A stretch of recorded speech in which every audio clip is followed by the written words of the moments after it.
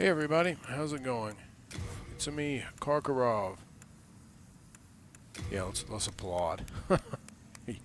Perfectly appropriate.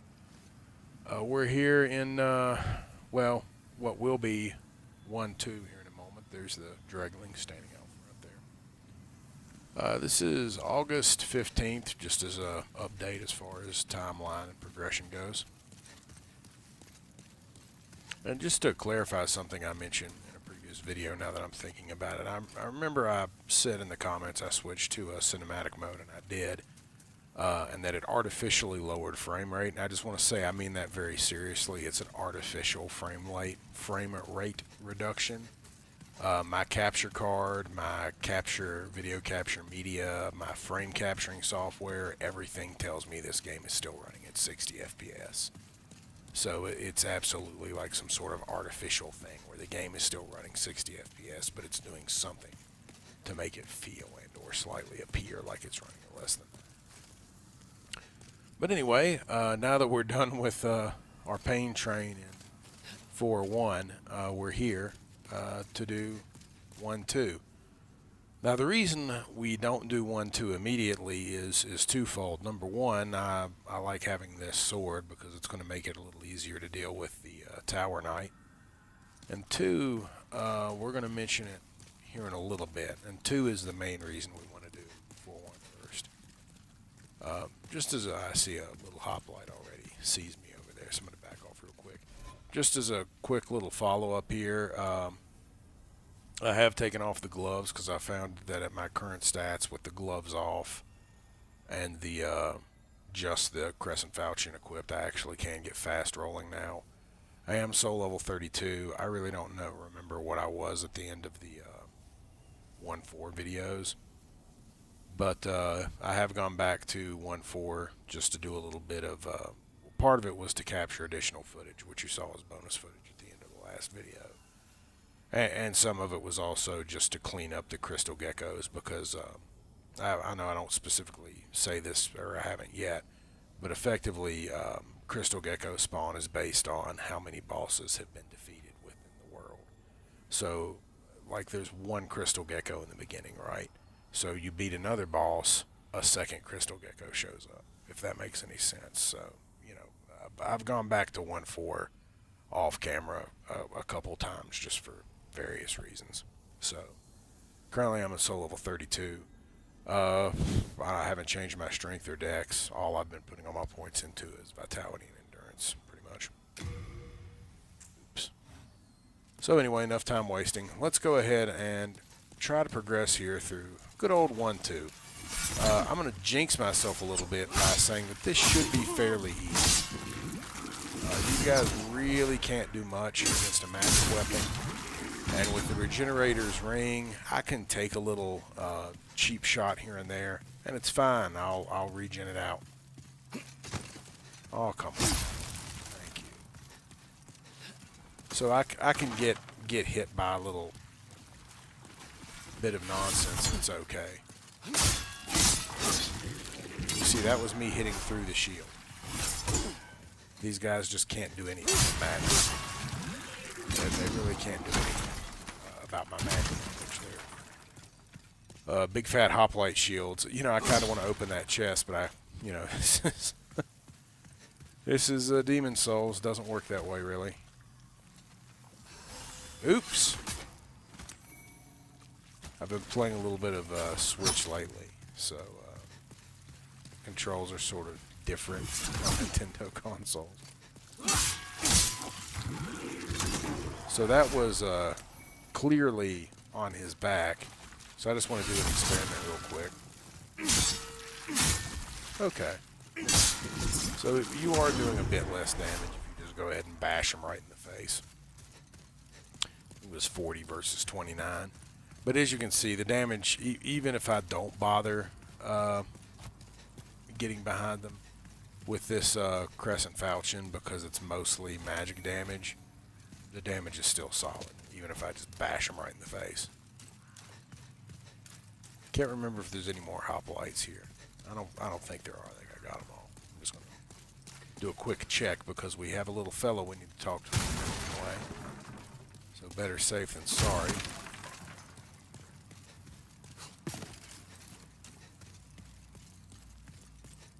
But yeah, I'm a like, I know I mentioned this in the comments or something, but going from one, I really stress going to 4-1 is the best call, if you know what you're doing, uh, because there's so many great reasons to go to 4-1 immediately after 1-1. But it is kind of harder. It's definitely a harder choice than, say, just continuing into 1-2. So I really don't expect much trouble with this video, and I'm hoping to do this in just one yonder, clean shot. Over here. It's me, Ostrava. Look at me. Again, fenced in by enemies. Could you assist me one last time? Clear out the soldiers blocking this passage, if it please you.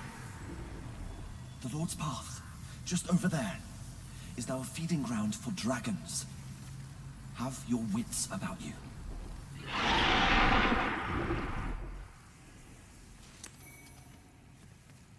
So, a little bit of information here. When you beat 1-1, as long as you did the Ostrava event and decided not to kill the Dregling Merchant for no reason, 3 things actually follow you to 1-2.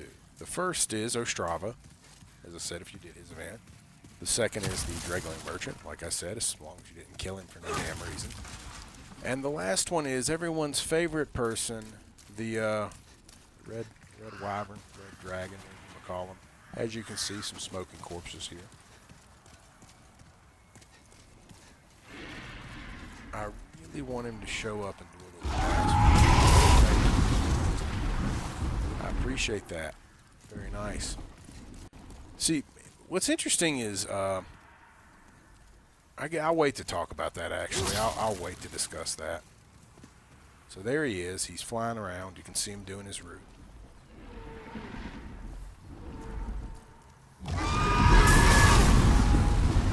Okay, let's gun it. Don't try to loot right now.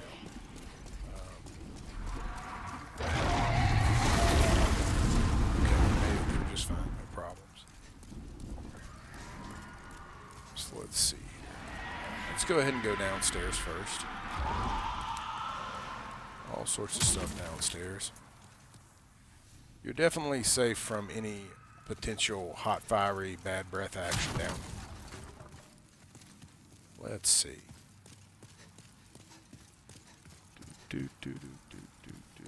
The other things you might not be safe from. But being breathed on by fire, you're safe from that. Nice, Dragling. Notice how the Crescent Falchion just one-shots Draglings.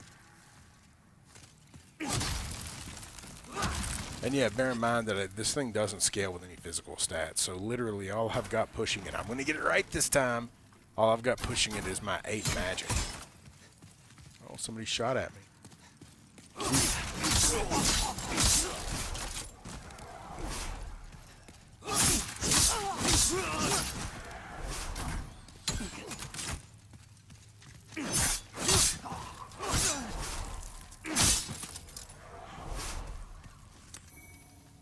Gash resistance ring, that's handy. Forgot that was down here.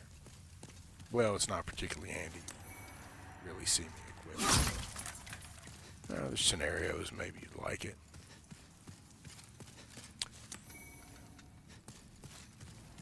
So yeah, it's the damage you see it doing, it one-shotting Draglings and such. Yeah, that's just the weapon. It doesn't really matter what your stats are, it's going to be able to do that.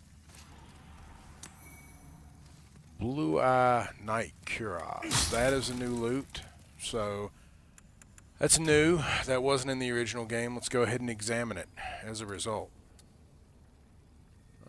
The cuirass of the Boletaria Knights is emblazoned with the image of the sun as proof of their commission from the king. Is it really? I'm pretty sure they kind of invented that sun thing for this game. I don't know. I'd have to go find the art for the original Knight Shield, which was the one Knight. Well, you could also equip the Knight Sword. But I'm 100% sure the Knight Sword didn't have any sun imagery on it. But I'll show off a Knight picture at this scene, maybe from the original Demon Souls, a little comparison. I don't really feel like the Knight Armor in Demon's Souls had a sun motif to it. It certainly didn't have any gold on it, but again, we're not going to go into that. Using Stonefang's hardened iron, it's heavier and stronger than a regular cuirass. Its weight slows stamina regeneration. Yeah, so it weighs a lot. Okay. Armor-wise, it's ironically not really any good. That is surprising to me. Is there something I'm missing here? No, I'm not missing anything. I'm surprised. This is ironically crap armor. It's actually not any good at all. My regular soldier coat of plates, quote unquote, is better. My coat of plates weighs 0.9 pounds less and actually gives better slash defense and better fire defense by 1 point each, and otherwise they're straight up equal. It has better durability than the coat of plates, but it's really not a big deal. Let's see what it looks like in game, at least. I don't think it looks particularly cool either. Yeah, it's strange. It's really not any good. So let's talk to our man in Boletaria, Ostrava, now that we've rescued him. Did I just do that again? My word. Thank you. That's twice now. Time to forge ahead. This is a token of my gratitude. Please accept it.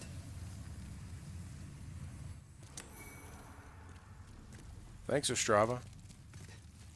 Let's take a look at Dark... what am I doing?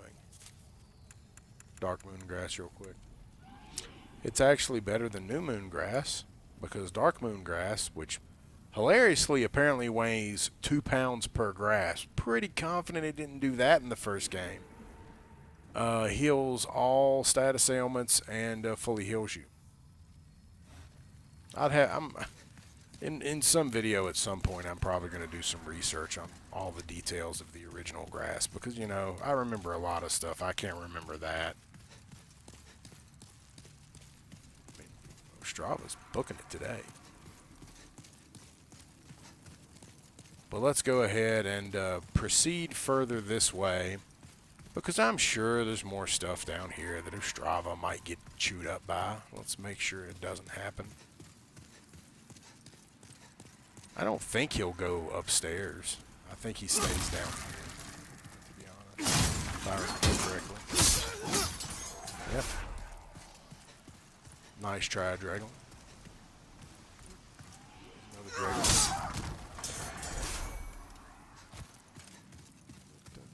I recall there's some doggies down here somewhere, some good old doges. Will try to kill me.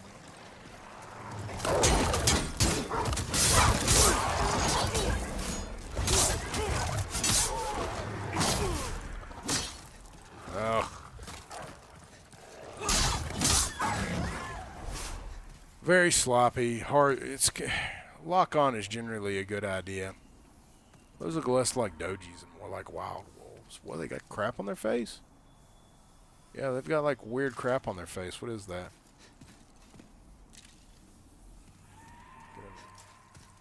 I apologize for kicking you a little bit. Possible doji.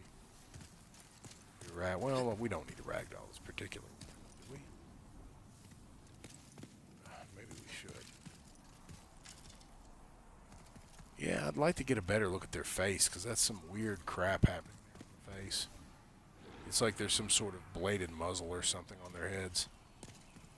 So strange.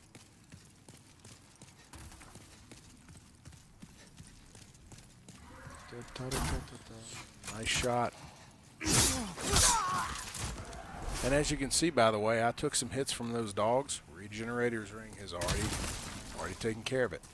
Now here's our other buddy who followed us from 1-1, the Dregling Merchant. Ah, we meet again. Fancy that. Hope you find something that suits you.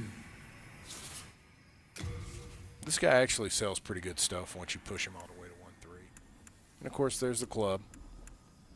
I think he's mostly still the same stuff he sold in 1-1 at this point. Maybe he's got some better grass. Oh no, he's got a couple new weapons. He's got a claymore now. Yeah, that's definitely a completely new design for the Claymore. The Claymore absolutely did not have some weird sun thing on it. I honestly think the sun thing is all sun bro, dark fault. I think that's where it's coming from. I don't think it was in original Demon Souls in any shape or form. Again, I'll look into the Night Shield, because if it's anywhere, it's going to be on the Night Shield. I don't remember it being there. I don't remember a sun motif being mentioned on the Night Shield. So I think it's just some stupid crap they invented to appeal to Dark Souls players, as in people who never played the original game, and therefore I don't really care about their opinions. Sorry, people who never played the original Demon Souls. It's always tempting just to buy a longsword, but it's not really necessarily worth it. Okay, I don't really see anything I need here. Just talking. Brave knight or lowly fodder. And Oh, those who you're just dare going to resist repeat the end same of stupid hell. line, huh? At least it's We're done. hard times, eh? I'm sure you'll turn things around. Maybe. I hope Ostrava's not dead. I maybe should have done the other thing first. We'll figure it out. At least sad if Ostrava's dead. I don't like it when he dies. I tend to try to actually play him out correctly. I think he just stays down here. I'm going to run to the end of this hall to see if he's still down here. That's what I seem to remember. But, you know, sometimes you remember things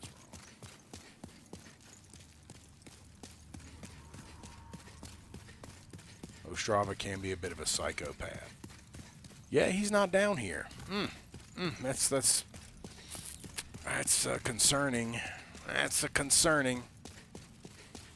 Ostrava may have gone up top and decided to play footsie with some fire breath.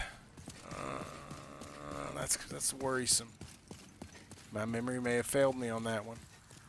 Or he may just be walking up and down the tower. Well, I didn't clean the top of the tower out either, so if he is walking on the top of the tower. Yep, he's fighting these guys. Okay, Ostrava, the men have arrived.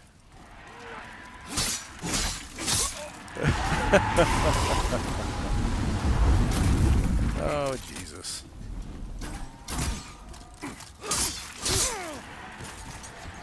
Don't get involved, Ostrava. Just stand there and be happy with what they do. So I'm going to follow Ostrava for a bit because I'm a little concerned that he might do something stupid. So I'm going to make sure he doesn't do anything stupid. God knows what kind of health condition he's in right now. He could actually be quite close to death for all I know. That spearman he was quote-unquote fighting sure didn't have any damage on him. This is bad. Not a single person left. Why on earth? How did this happen, noble father?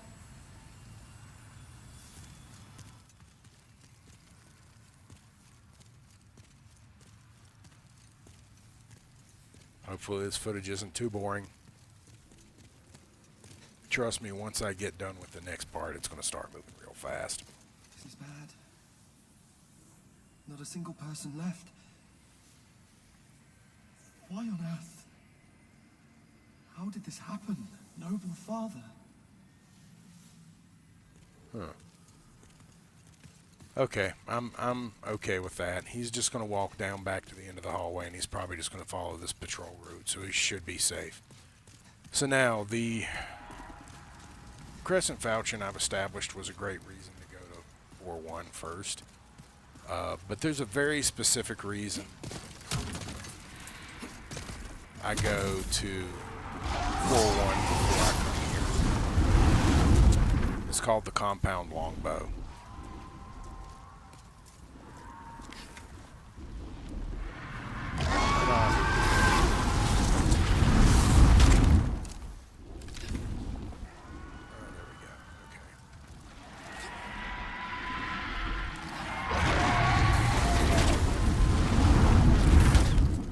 I gotta kind of find my groove here.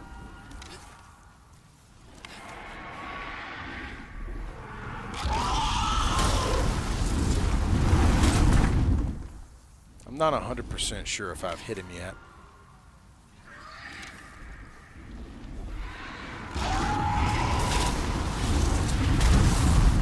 Yeah, I've definitely hit him at least once. So yeah, the damage is not going to be super impressive here. I hope I brought enough arrows. I thought I could. I think that hit him. It's kind of hard to tell if you're hitting him sometimes. But yeah. My man in Amsterdam. Little red wyvern dragon, whatever you want to call him here, will continue to do these little flybys. And I'm going to continue to shoot at him.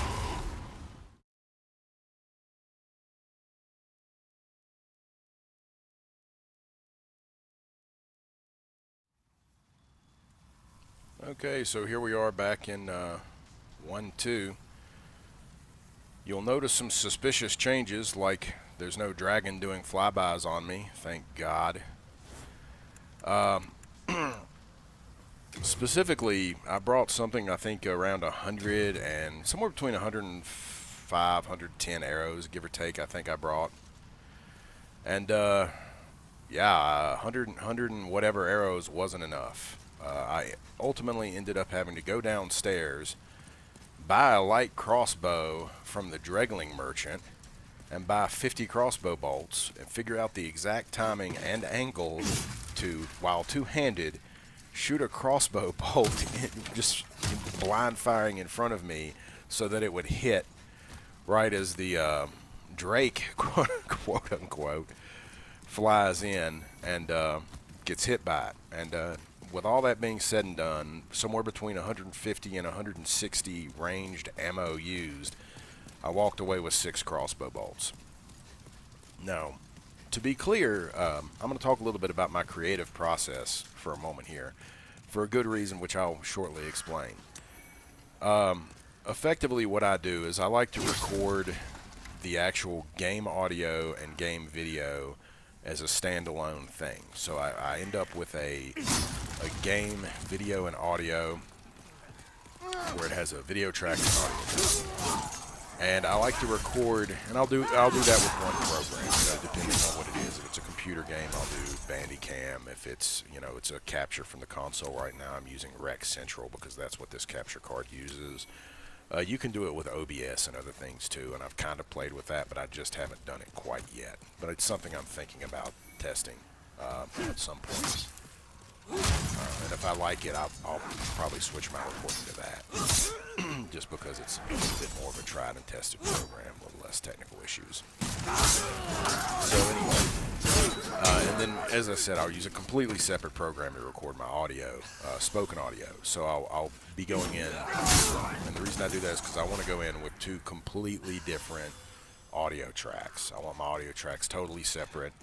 So like, let's say I start coughing or something, or some really annoying background noise happens, I can always just filter that out of my spoken audio, and the game audio isn't really impacted.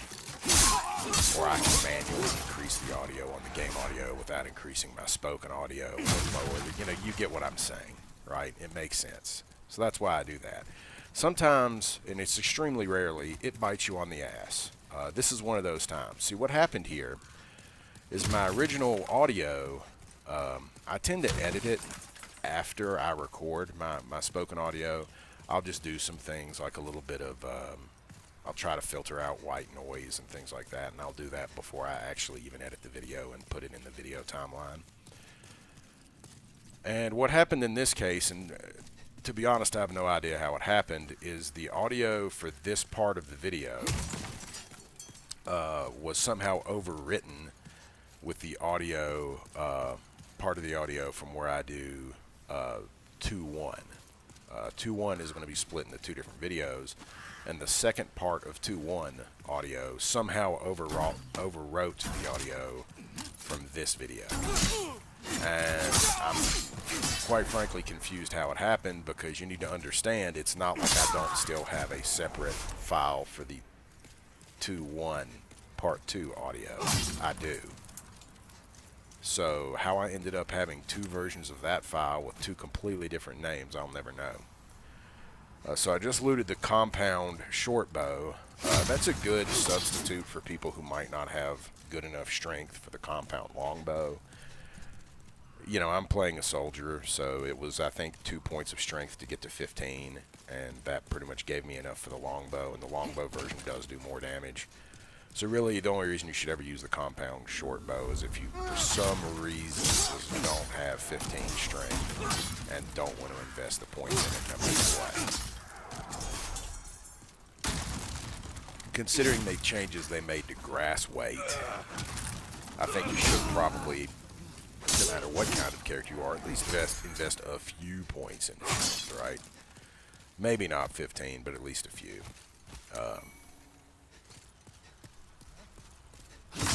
I feel like going for the compound longbow is a good investment, though, no matter what.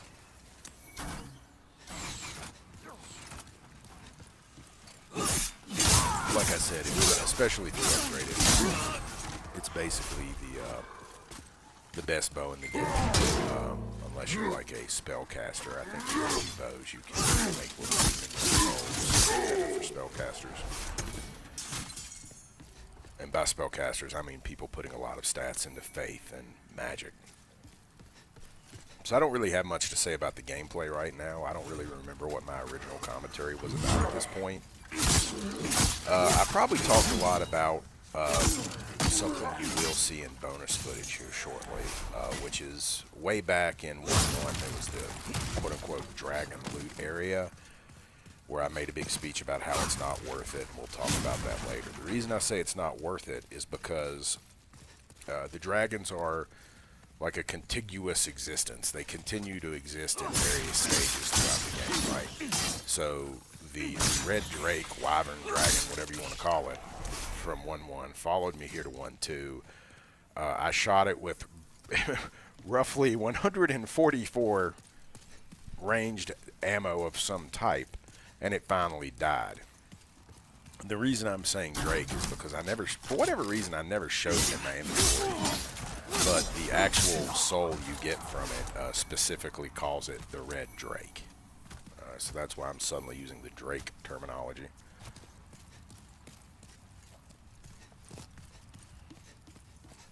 Sorry if you hear any weird noises. I am drinking a glass of water right now.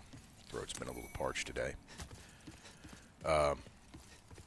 So after you shoot that red drake blah down here, it's gone. It's dead. It's not going to be in 1.1. It's just dead. Additionally, I'm pretty confident the trigger for this is beating the Tower Knight. But when you beat the Tower Knight, it causes the blue one to move away from the loot area and move into where it eventually shows up again at 1.4. Or maybe it briefly makes an appearance in 1.3 just to fly around and make noise. I don't think it does. I'm just kind of spitballing that, but I don't think that happens. So it'll move on to 1.4. So effectively what you're going to see, and it's going to be in the bonus footage after this, and I also recorded that audio after the fact, but that was by design. I intentionally recorded my voiceover for that after the fact. And I do apologize for losing the original voiceover on this. But yeah, that was weird. I was trying to enter the fog and it wouldn't let me. I was too close to it apparently. But I will go to that in bonus footage after this finishes out. And you'll see that I go loot the place and it's literally empty. Red one's dead, blue one has moved on. There's just no reason to try to loot it when you go through in 1.1. It's risky, it's dumb. Nice dodge, great dodge. So my strategy for this fight is pretty straightforward. You want to run up one side or the other. I prefer the right side because I've never had a really big reason. But I go up the right side, kill that crossbowman, you're perfectly safe when you're inside these little rooms. You literally can't do anything to you, Tower Knight. The key here is you just move up, get your hits in to kill the crossbowman. Don't go all the way up there where the crossbowman is, because the Death Star laser blasts the Tower Knight is shooting out can absolutely hit you there. Here's where I remember what happens here. I get a little ranty about the whole sun logo again, because as you can see, this is the crest of Boletaria in this patch on the wall. You don't see any sun there. So I'm just talking about that basically. I do mention that obviously I'm not stressed out during this fight because I'm taking the time out to sit there and rant about a shield logo. I'm hoping I can get a good picture of one later on. As I recall in 1.3 we get a chance to see a really good color version of that logo. But then again, they may have changed it. Maybe that one was color in the original version of the game and just now it's not. But I've always thought the Knight crest for Boletaria was pretty cool. With them swans on it, some sort of and stuff. It's interesting. So we're just going around the other side now, killing the crossbowman. And you absolutely want to do this first. The easy mode strategy for this fight is if you pick the class that has any kind of ranged attack like Royal, is once you clear out all the crossbowmen, you literally just go to one of their pedestals, get lock on a Tower Knight, and you just kind of strafe back, wait for him to fire his death laser blast, cast your spell, back away, wait for the death laser blast, cast your spell, back away. It's very easy. In fact, one of the big reasons it's so favored is because it has heavy coming in this way. Not to mention heavy MP coming with the Silver Coronet, which is 40% bonus MP right out the gate. It just makes this particular fight laughable. As you can see, I'm getting a little flustered and irritated here right now, because his shield slams do a lot of AoE damage, and what's particularly interesting about it is the lock-on is just completely psychotic. I keep getting locked on. I don't know what that is. It's like I'm getting locked on his left hand or something. I couldn't even lock that. And he's really not doing his foot stomps, despite the fact that a lot of the time I am staying around his feet. So that's really irritating, because the shield, if this was stupid, you shouldn't try to hit the leg near the shield unless you have to. He fell on me and a guy got clipped by the shield. So that was bad. But I'm running around. You can already see he's in really bad position. I don't think he suffers from too much HP bloat, because you can see that I almost killed him with just one knockdown. So I don't think his HP bloat is too bad. But you can see that I'm playing a little too fast and loose. I'm not dodge rolling. I'm doing stupid crap like this. I'm being way too aggressive on that front foot instead of trying to get back on the back foot. And there I finally paid for my over-aggression. And just, like, really, I'm just playing badly there. You want to stay on his back foot that's not near the shield. You don't want to stay on the foot that's near the shield unless you have to go to it. And at this point, I'm just pissed off because I know I played bad. I know I didn't implement my strategy the way I should have implemented it. And if there's a boss I have no excuse for dying to, it's most of the bosses in this game. Tower Knight, I just have no excuse. I shouldn't be dying to Tower Knight. So at this point, I'm like, okay then, what we're going to do is we're just going to show you how to do this level when all you care about is the kill. I'm going to show you how. Now, one thing to mention is this level, once you kill the red wyvern guy, this level, I don't know how I missed that loot the first time. But once you kill the red wyvern guy, this level gets harder because he's no longer gonna do flybys. Like, he could have potentially, I don't know why I keep saying he. I guess it's just confirmation bias. Because God knows what it's a man or woman or whatever. I kind of get the feeling one of the dragons is female and one of them is male. Now, in my mind, my head canon, that just makes sense, though I have no basis for that statement. But it gets harder because the dragon will actually kill most of these enemies in flybys and stuff if you bait it out. And you can actually go between Tower 1 and Tower 2 totally safe using the underground passages. Now later on there is, and I'm glad, in a way I'm kind of glad I got to re-record this. Well, not really, because there was something I should have mentioned in the original video and totally forgot. And that is that you can't really get the loot behind the Dregling Merchant, even though you can see it. And there is another underground path that I don't have access to right now. And the reason being is because the key is held by a fat official in 1.3. You don't have access to 1.3 until you've, of course, cleared this level, but also defeated one of the final demons in the other worlds. When that happens, you gain the ability to go through to 1.3. I don't even think I ever look at the door you use to go through there at any point in the video, but if I did, I didn't notice. I'll mention it when we get there. It's just right ahead here, actually.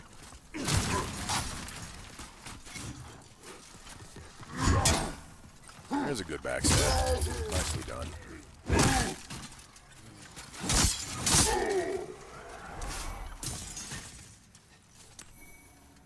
It may be a little hard to sync up this audio, considering I don't really have a reference point, unlike with the original recording, but we'll figure it out. On the bright side, I can just watch the video while it's muted. So behind me and to my left right now is the door we're talking about. I'll probably, I'm about 100% sure we'll get a better view of it and just hearing a little bit in the footage. So now I'm basically in Angry Kark mode,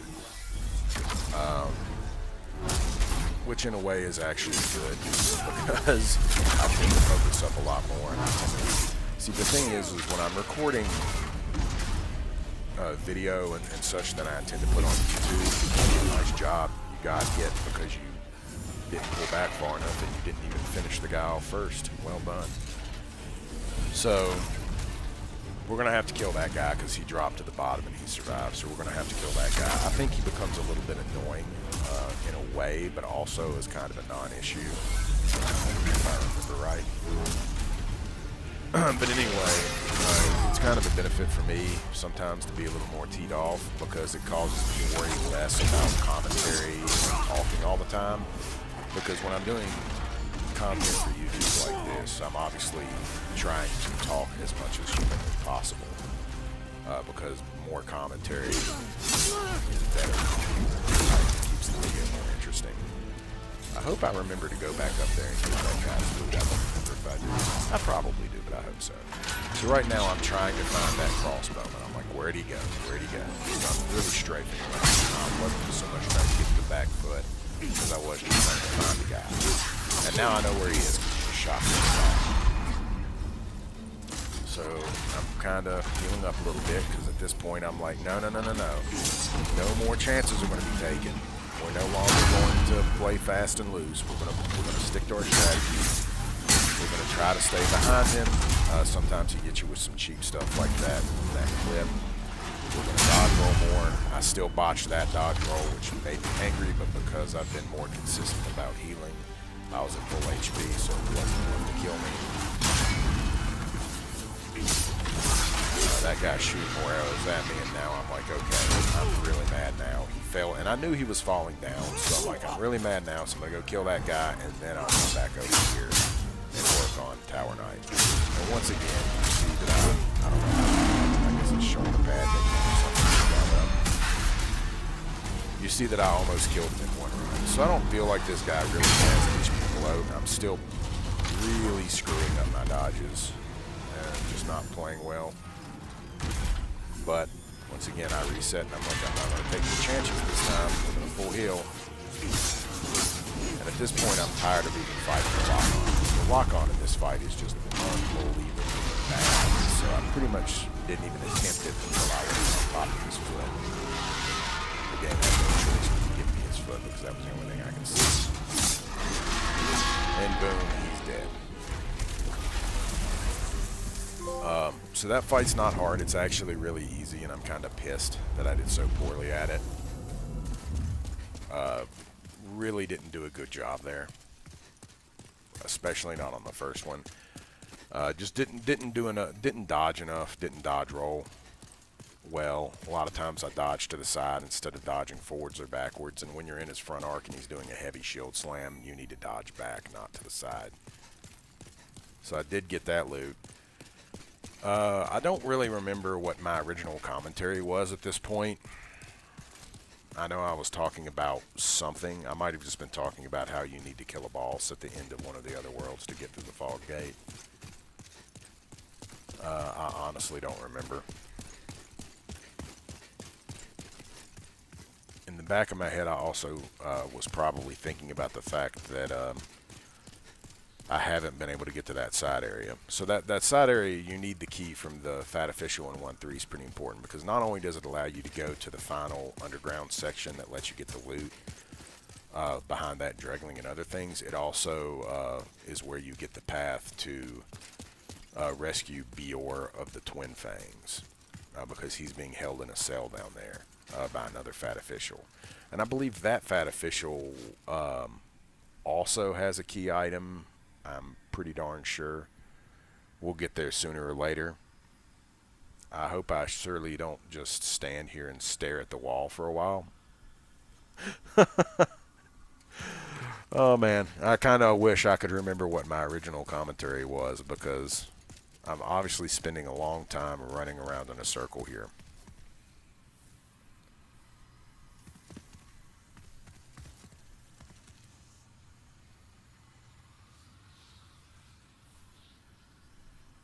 Your guess is as good as mine at this point, viewer. Okay, so I really don't know what I was thinking. I'm looking around and I'm talking about something, but again, I'm just going to take a moment to apologize that original file got lost. I really don't know how it happened, because it's not like I didn't have a completely separate save file for the other audio, because I do. So it's just weird. That's another reason I kind of want to experiment with using, say, OBS to capture instead of Rec Central, because OBS might be able to save multiple. It's not, I don't really stream, so it's not something I've experimented with a lot, but I think it might be able to capture multiple separate audio streams at once. I know if I do it through quote-unquote Rec Central, no, it's just going to capture everything as one audio stream. And I don't like that, because, again, I like to be able to edit them and manipulate them separately for better audio quality in general. Yeah, I guess I don't go back there, but basically, if you see where that torch is, toward the back in the background, I'll put like a little red marker on it. You'll see that's where the door is that's locked, and that locked door, that's a great emote. My God, what a terrible emote. That door is where you can go further down and use that key from the Fat Official. That is in 1.3. I'm pretty sure I even remember exactly which official it is. I know what I'm talking about now. I'm talking about what a downgrade these emotes are. Like that one looks like you're proposing marriage. Yes, like what is going on here?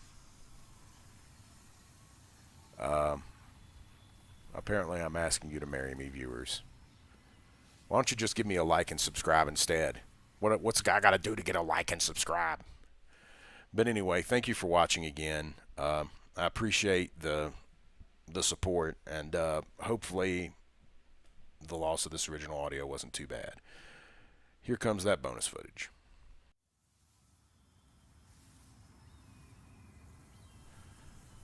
Here we are,